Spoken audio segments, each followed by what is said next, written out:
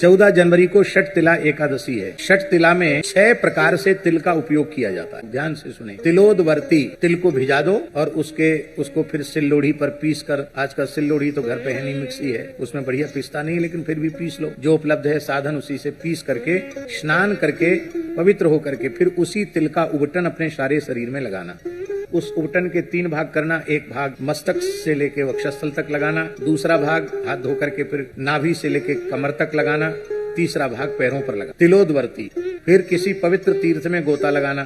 तो कैसे? तिल स्नाई, या तो लोटा में तिल डाल दो, स्नान करो, अथवा थोड़ा तिल छोड़ दो जमुना जी गंगा जी में, फिर गोता लगाओ। तिल होता, तिल का ही हवन करना। तिल होता और तिलोदकी, तिल हाथ में लेकर के पितरों का तर्पण आदि करना। तिल लेकर तिल से ही तर्पण करना। देवर्षि पितृ तर्पण तिल से ही करना। यद्यपि तर्पण में तिल की अनिवार्यता है, लेकिन षट तिला को विशेष रूप तो भूख तिल का ही भोजन करना, तिल खाना। यद्यपि तिल सप्त धान्य में आते हैं, लेकिन चूंकि एकादशी का नाम ही षट तिला है, इसलिए उस दिन व्रत में तिल ग्राह्य है। अन्य एकादशियों पर तिल ग्राह्य नहीं है व्रत में, किंतु केवल षट तिला एकादशी पर तिल खाया जाना चाहिए। तिल भुक, तिल भोजन करना। और तिल दाता च, कम से कम 1 सवा सेर तिल, और उसको दक्षिणा सहित सामर्थ्य हो तो उसमें स्वर्ण रख करके तब किसी पवित्र ब्राह्मण को दान कर। भगवान यज्ञवाराह के पसीने से तिल की उत्पत्ति हुई है, इसलिए तिल को बहुत पवित्र माना गया। जब सूर्य मकर राशि में प्रवेश करते हैं और 1 मास तक मकर राशि में रहते हैं, प्रतिदिन तिल का उबटन लगाकर स्नान करना चाहिए। इतने से ही वह वैकुंठ का अधिकारी हो जाता है, इतना पवित्र होता है तिल। ऐसा भी पुराणों में लिखा है,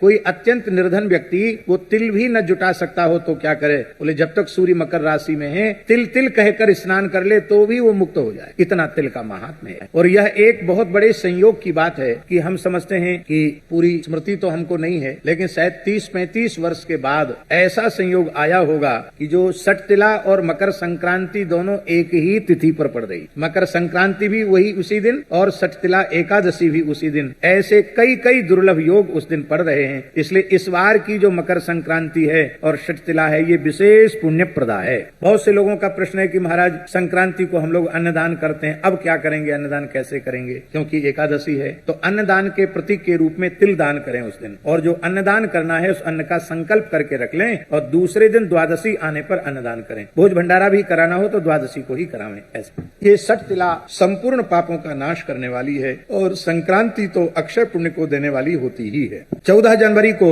मध्याह्न में लगभग 3:13 से एकादशी का और मकर संक्रांति का पुण्य काल आरंभ होगा, जो सूर्यास्त होने तक चलेगा। तो वैसे संक्रांति में भी विशेष रूप में मकर संक्रांति के अवसर पर समुद्र स्नान की बड़ी महिमा है। संभव हो तो तापी सिंधु संगम में, और उतना संभव न हो तो केवल समुद्र स्नान करना।